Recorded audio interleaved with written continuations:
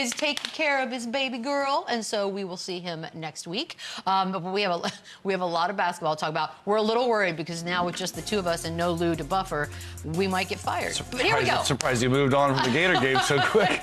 We need to talk. Lakers, Pacers. There'll be time at the end. The big chip in heard around the world from LeBron. Wins it at the buzzer, 121-19. He finished with 13, 13, and 7. Luka, 34 points. Austin Reeves had his 24, and Tyrese Halliburton with 16 points, 18 assists. They took him out with 42 seconds left. The Lakers go on. They miss the next possession. He did not use his last timeout, Rick Carlisle, to put Halliburton back in the game. And so I'm kind of wondering from a strategy standpoint what you made of that.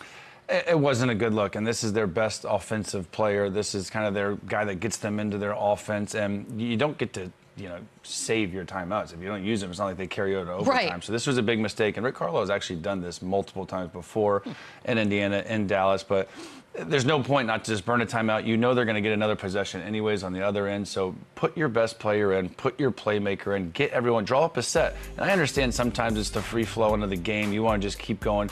Maybe the defense isn't set either, so a lot of times coaches don't want to burn that timeout because they don't want to let them set their defense. They don't want them to make proper substitutions to get matchups right. But when it's your best player and it's the guy that sets up your entire offense, you got to burn the timeout. You got to get him in a set. And then also because you have to talk about defense on the other end. And obviously hindsight now, looking back, they got a horrible shot with Matherin at the end of the shot clock. And then you don't get a stop. And Luka makes that floater 8 times out of 10. So I think it was a mistake by Carlisle. But a lot of times coaches do this just to not allow that defense to get set.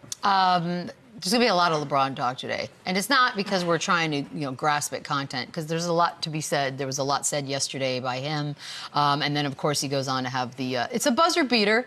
It's a tip-in, though. And there's already been a little bit of discussion on sort of what do you do with that. But either way, it gets the job done. It wins the game. He's now tied for second most in NBA history behind you-know-who, MJ. I know there are those that say he's not clutch. I don't know what you feel about this being a buzzer beater, so talk to me. Well, this is a buzzer beater, and again, 5 years from now, when we look at the numbers and we look at how many buzzer beaters he has, we're not going to remember that this was a tip-in. At the end of the day, this counts. Some will. But this counts as his 8th or 9th or whatever the number is. But it's not like this was a clutch shot. This is a big play. This is a great hustle play to not give up, to crash the glass, to know that this is the only option they had when that floater was released. But there is a difference of a game winner, of a kind of a step back game winner. There's a difference to me if you're down 1 or down 2 rather than the score being tied. That makes the scenario a little bit more stressful, a little more impactful. But again, this was a huge effort play from a 40-year-old guy on the offensive glass for a game winner, yes. But does this make him now a little bit more clutch, closer to MJ? Not on a tip-in buzzer beater, but it was a hell of a play. By the way, I love that the list, it's Kobe also with 8, and our guy, Joe Johnson. How many sites does Joe have? 8? Yeah. Wow. Yeah, so that's kind of a fun What does Dame Willard have? So, I don't know. It's not. It's got to be a lot. It's got to be a lot. Yeah, it's got to be a bunch. You think he's the guy? He's the face of game winners. He's the king of game winners. Game on the line, clutch. Who wants the ball? I want Dame Willard. Yeah, there's an actual time named after it. Thank you. That's a whole thing. He had 3 points, by the way, entering the 4th. LeBron did, but his streak is alive. 10 or more points. 1,283 games, goes back to 2007. It's ridiculous. That's another crazy streak that he's got on there. I don't know who's touching that one soon. By the way, for perspective, for context, MJ had 866. It's unbelievable, and I know we talk about the stats, will Steph's threes ever be broken? Sure. Well, this record, I don't think this will ever be broken, because this just means he's never even went down before he said in the first quarter to where he didn't get 10 points. He finished his games. He plays a lot of minutes. He's obviously played for a long time. But 10 plus points. I mean, it's nothing. It's not crazy when you look at his resume. But to average 10 points in your NBA career is a hell of a career. I think that is a solid career where you are productive. You played, averaging 10 points.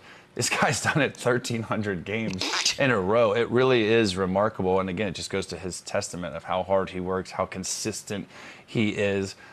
He's never just laid an egg and had a 2 for 13 game where you didn't at least get to the free throw line and have 6, 7, 8, 9 points.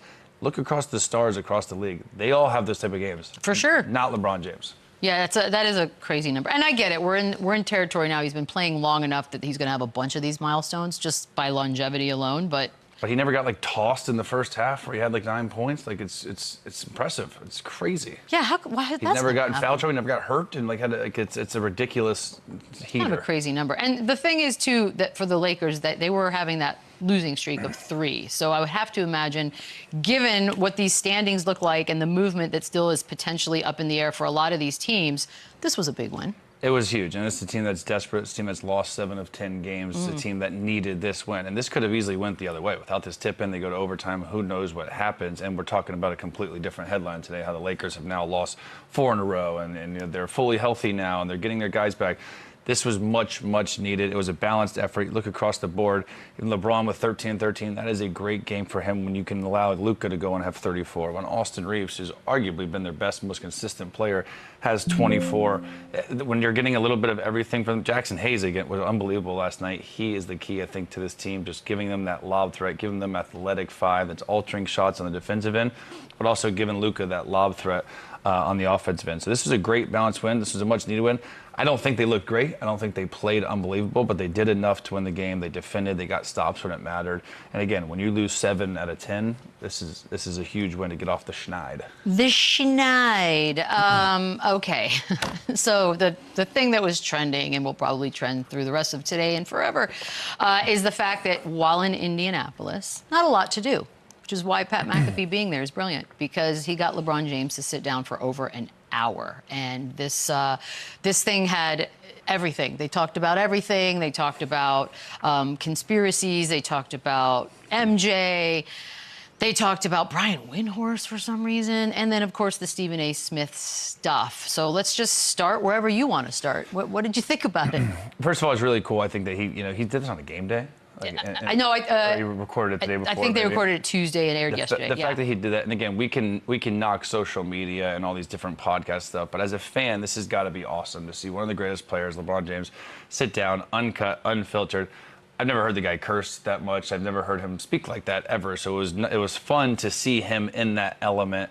And Pat does such a good job with getting guys to be comfortable and makes it in a fun, silly way. But it was great, and I understand where his frustrations. Listen, Stephen A. Smith, he makes a boatload of money. We all have our opinions on him, but and he can. Do we? What do we have? He can irritate you. He does. He breaks news in a different, unique kind of way, which I think separates him. But hold up.